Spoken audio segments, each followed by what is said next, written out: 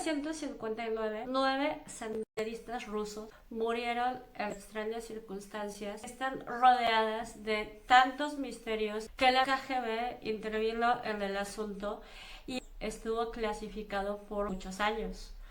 Hay 72 teorías alrededor de este caso y hoy vamos a abordar algunas. No hay que olvidar que muchas veces la realidad es más extraña y oscura que la ficción.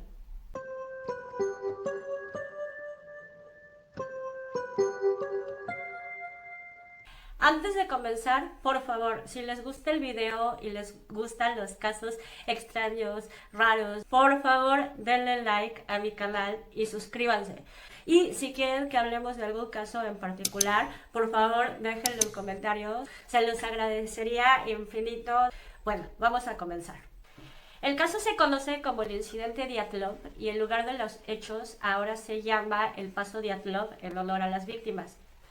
Como estudiante del Instituto Politécnico Ural, también conocido como UPI, que era una de las universidades más importantes de ingeniería de la entonces Unión Soviética, Igor Dyatlov era un estudiante y era un apasionado de los exteriores y de las expediciones.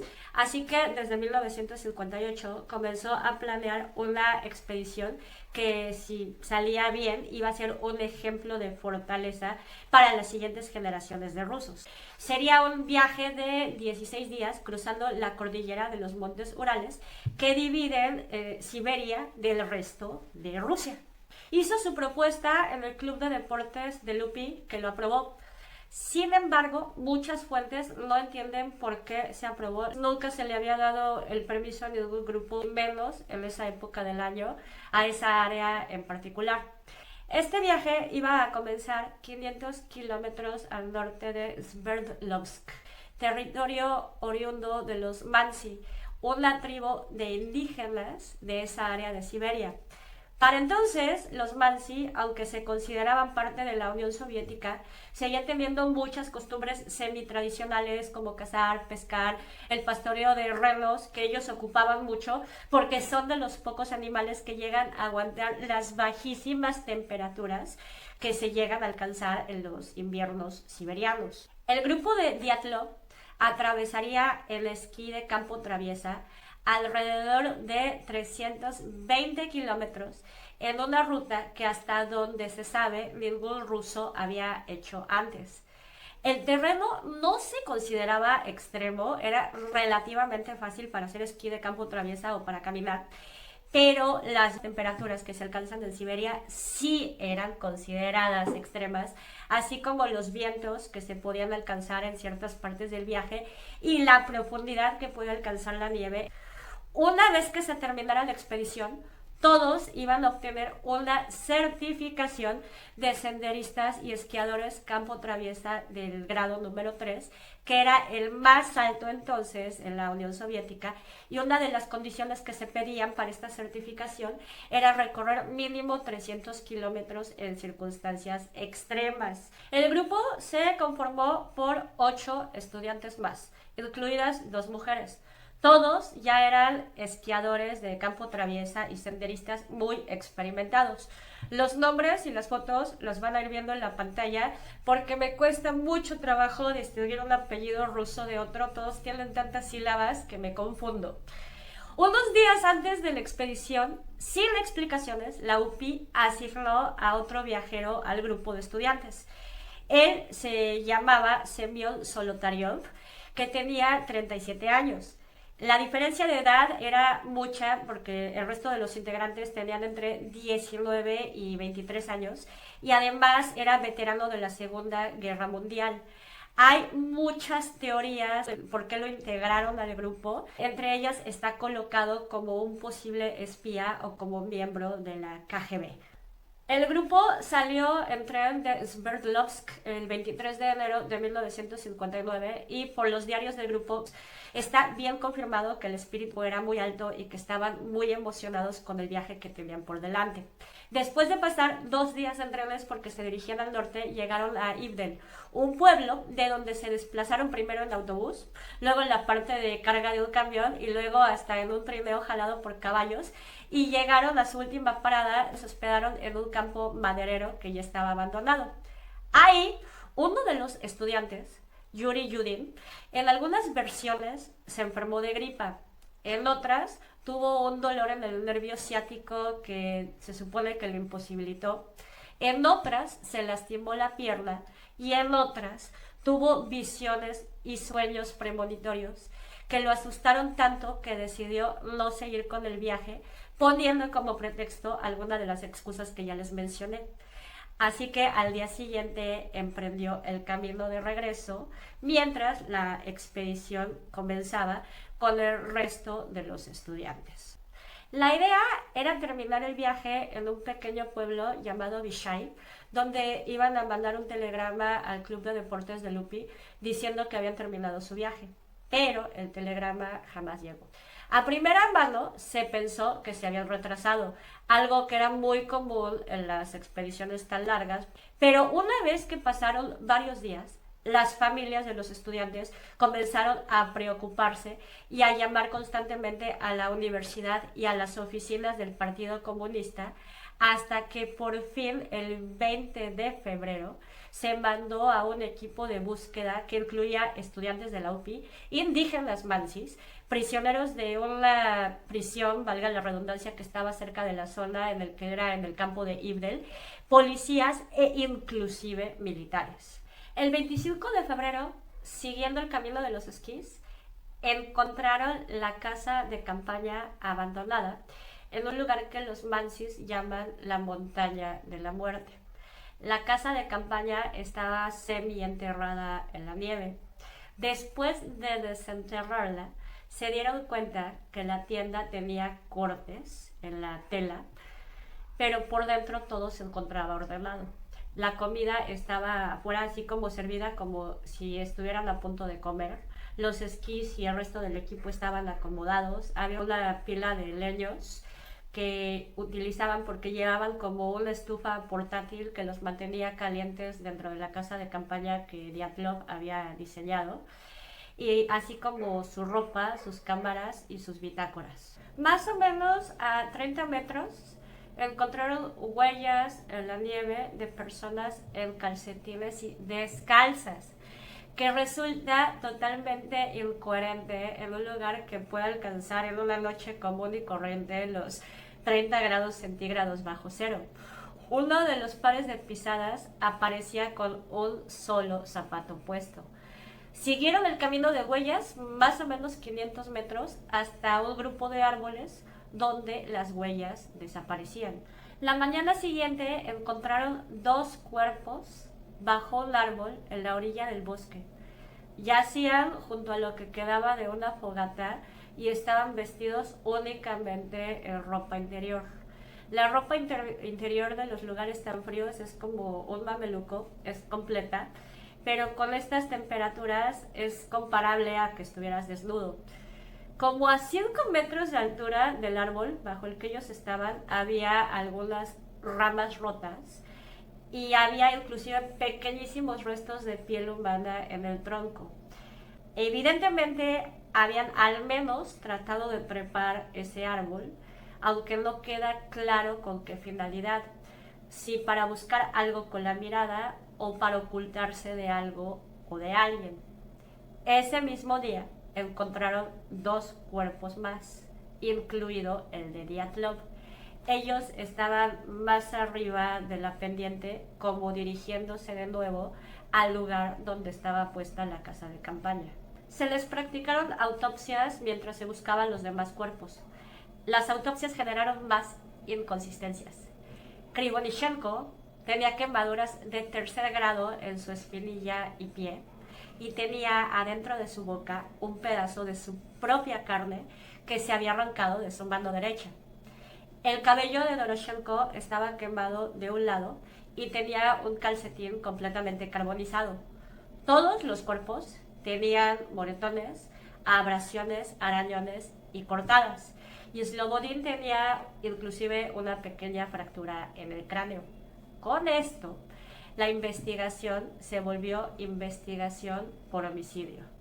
El equipo de investigación se llevó la casa de campaña por helicóptero para analizarla y se dieron cuenta de algo impresionante.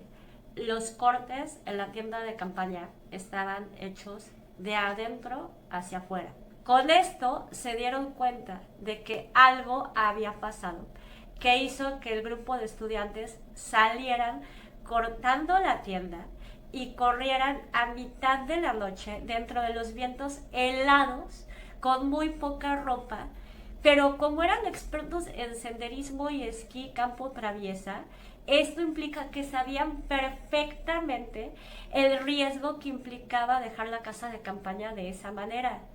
¿Qué los hizo salir así? ¿Por qué iban a salir corriendo con tan poca ropa a temperaturas tan bajas y cortando la tienda desde adentro? ¿Por qué no se regresaron por su ropa? ¿Por qué cortaron la tienda en lugar de utilizar la salida? ¿Por qué salieron de ropa interior?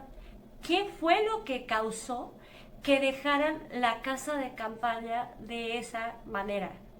El resto de los cuerpos fue encontrado hasta mayo, que es cuando la nieve comenzó a bajar. Un cazador Mansi encontró una guarida improvisada en la nieve a casi 100 metros del árbol donde encontraron los primeros cuerpos, con un suelo improvisado de ramas. Ahí se encontraron pedazos de ropas y hasta un pedacito de carne humana, y al excavar encontraron los 4 cuerpos restantes. Las autopsias revelaron que el cráneo de Thibaut Brignol tenía una fractura tan severa que inclusive había llegado a su cerebro pedacitos de hueso. Solotaryov y Dubinina tenían múltiples costillas rotas y de hecho el corazón de Dubinina había tenido una hemorragia interna. Compararon las fracturas con el golpe de un automóvil a toda velocidad. Sin embargo, ninguno de los cuerpos tenía heridas externas penetrantes, aunque Solotaryov no tenía sus ojos y a Dubinina le faltaban los ojos y la lengua. Las autoridades quisieron achacar eso a que los animales se pudieron comer sus ojos y la lengua, pero si los cuerpos estaban enterrados en la nieve, yo considero que eso era imposible, porque en la nieve no había restos de patas que se hubieran puesto a excavar. Esto resulta en otra incongruencia: cómo pudieron llegar tan lejos desde la casa de campaña y hacer un refugio improvisado en la nieve con heridas tan graves y con tan poca ropa. Si realmente cayó una avalancha, ¿cómo lograron llegar ahí? ¿Cómo tuvieron la fuerza para hacer el refugio? ¿Cómo pudieron escapar en un principio de lo que fuera que huyeran? ¿Qué fue lo que pasó en el inter de la casa de campaña a ese refugio? Algunos de los cuerpos tenían ropa que les pertenecía a otras personas.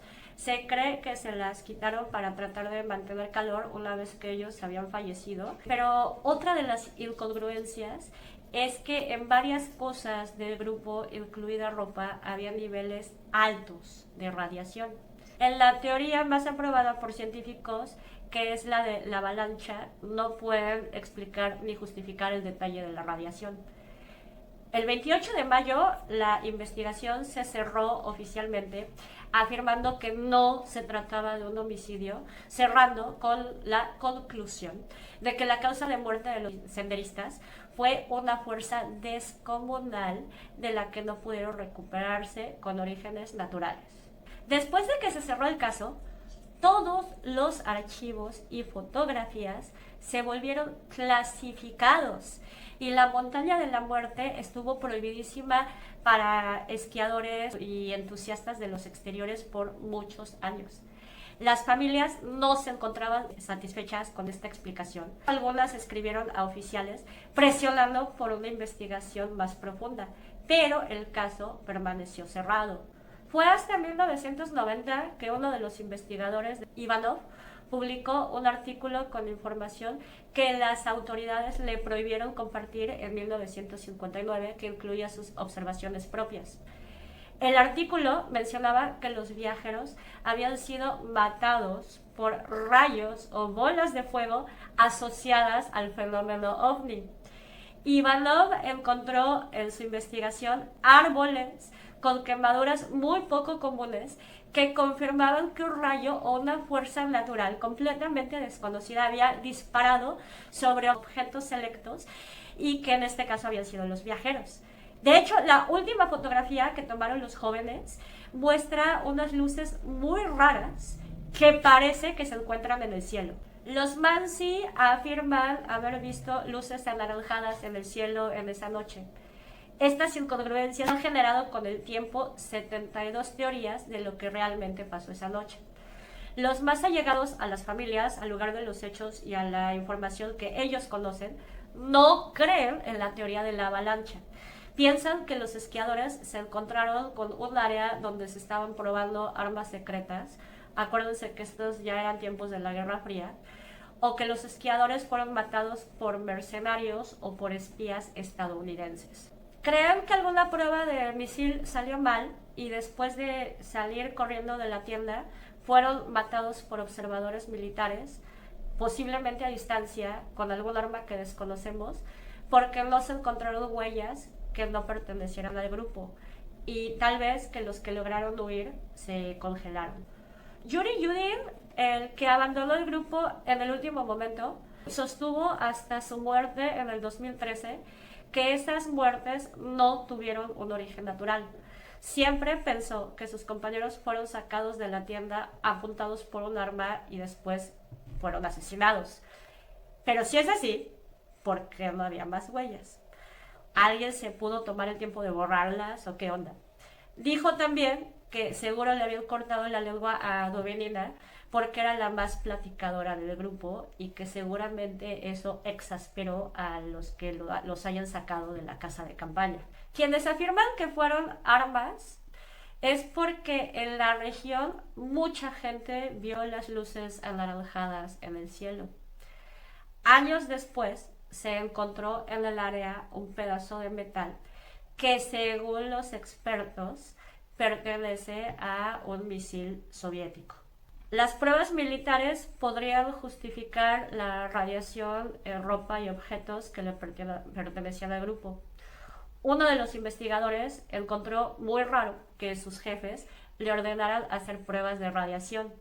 Uno de los superiores esquivó cualquier implicación con armas o con militares cuando se le preguntaba qué pasó e insistió en que las muertes habían tenido un origen natural. De hecho, muchos de los investigadores no estaban satisfechos con la orden de cerrar el caso, pero en la Unión Soviética las órdenes eran órdenes y eran completamente irrefutables. Otra teoría es que Solotaryov, el último miembro en integrarse al grupo, era un integrante de la KGB y que pensaba encontrarse con integrantes de la CIA en algún punto del viaje para brindarles a propósito información falsa sobre alguno de los planes rusos, pero que cuando la CIA se dio cuenta de que era una mentira, mató a todo el grupo y se tomaron todo el tiempo de preparar la escena para confundir a los investigadores. La parte que no suena tan descabellada en esta teoría es la inclusión de Solotaryov en el último momento en la expedición y los lazos que tenía con el ejército. Sin embargo, la idea de que la CIA consintiera un encuentro en una zona de tan difícil acceso parece muy poco probable. La teoría más bizarra en este caso, pero tenía que mencionarla, es que fueron atacados por el Yeti. Para esta teoría se basaron en que hay una de las fotos donde se encuentra un miembro que yo considero que es del equipo, como atrás de un árbol y parece que está acechando y no se ve clara la figura. Entonces quisieron creer que era mucho pelo, pero puede traer un pasamontañas, un gorro y todas las capas de ropa que tenían para una expedición tan difícil.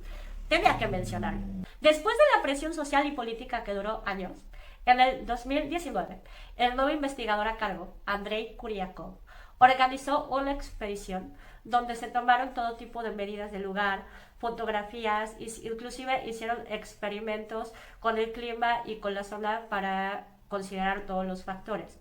Y se llegó a la conclusión, que por cierto se dio en una conferencia de prensa que fue oficial, y que cerraba el caso, que lo que había pasado es que los muchachos habían sido víctimas de una avalancha, que no estoy de acuerdo y les voy a explicar por qué. Los jóvenes habían enterrado la tienda parcialmente para protegerse de los vientos tan fuertes, aunque sigue siendo otra incongruencia que decidieran acampar a la mitad de la pendiente en lugar de estar entre árboles que naturalmente te protegen mucho más. Existe la posibilidad de que no quisieran estar cerca de los árboles por algún motivo, algo que hayan escuchado o algo que hayan visto, o prefirieron hacer el esfuerzo brutal de hacer el hoyo en la nieve para poner la tienda ahí en lugar de regresar más o menos 500 metros. La teoría de Kuryakov explica que una pequeña avalancha se soltó, enterrando una parte de la tienda, apresando a algunos de sus ocupantes, y esto justifica algunas de las heridas. Y entonces que el grupo, teniendo miedo de que viniera una segunda avalancha mucho más fuerte, decidió salir huyendo.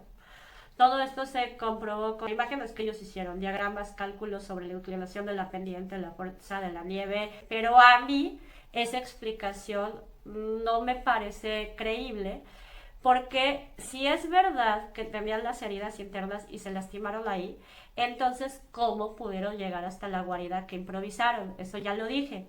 Y si ellos conocían de verdad la inclemencia de la naturaleza, ¿por qué no sacaron su ropa aunque tuvieran miedo de que llegara otra avalancha? No tiene caso salir corriendo a mitad de la nada, aunque tengas miedo de que venga otra avalancha, si no estás propiamente vestido con la ropa para esos climas. Eso es. Y además así salieron todos. Y si perfectamente tuvieron espacio para salir uno por las cortadas que hicieron de la casa de campaña, entonces tenían espacio para entrar y tomar las cosas que necesitaran. Desde mi perspectiva, algo los asustó tanto que salieron corriendo y no les importó dejar sus cosas así. Otro detalle muy importante es que dicen que salieron y que luego pensaban regresar y que con la oscuridad les resultó imposible regresar a la casa de campaña. Ahí hay otro detalle. He tenido la oportunidad de estar en muchos países nevados y muy fríos, y hay un error que tampoco creo que se está considerando. Los paisajes exteriores abiertos, porque no estamos hablando del bosque, estamos hablando de una pendiente sin árboles, reflejan la luna y las estrellas en la noche. La visibilidad no era tan escasa como ellos lo están planteando, pero si hubiera habido tormenta de nieve, la pendiente en la casa de campaña siempre es para arriba, como para que lo hubieran perdido. Otro detalle es la radiación. Con la explicación de que la avalancha le pegó y tiró solo una parte de la casa de campaña y que los chavos salieron así corriendo y se perdieron en la naturaleza hasta que se congelaron, cerraron formalmente el caso en el año 2019. Pero muchos expertos, inclusive gente que conoce bien la zona, rechazan esta teoría porque los Mansi, turistas y viajeros que conocen bien el área, dicen que nunca de los nunca se ha sabido y ni les ha tocado ver, obviamente, una avalancha en ese monte. Por cierto, hay una serie rusa sobre este caso que les recomiendo, se llama Pereval Diatlova. Las familias y las personas cercanas al caso empezaron a hacer todavía más ruido, porque aunque los cálculos parecen congruentes, no están tomando en cuenta muchas otras anomalías que son las que ya mencioné.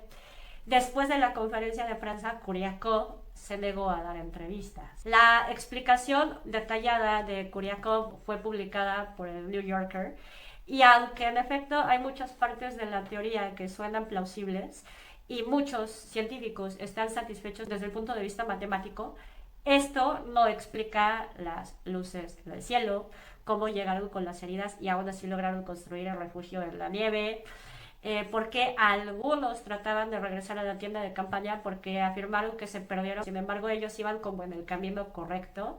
Dijeron que la visibilidad era nula y iban bien hacia la casa de campaña. Y bueno, esto es tan controversial. Hay un mar de información, pero cada una de las teorías abre más preguntas que respuestas. Las principales son la KGB y la CIA, otra pruebas militares, otra el OVNI, otra el Yeti y la más reciente la de la avalancha. Me gustaría que ustedes me comentaran si se les ocurre alguna otra que yo no esté considerando. Solo planteé las teorías más sobresalientes porque es evidente que este caso aún guarda muchos misterios. Para acabar, como siempre, quiero darles muchísimo las gracias por haber estado aquí, por haber escuchado todo mi rollo.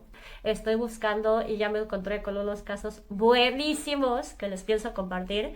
Entonces les repito, si les gusta un poquito lo que estoy haciendo, agradecería infinito su apoyo y espero verlos por aquí la próxima semana.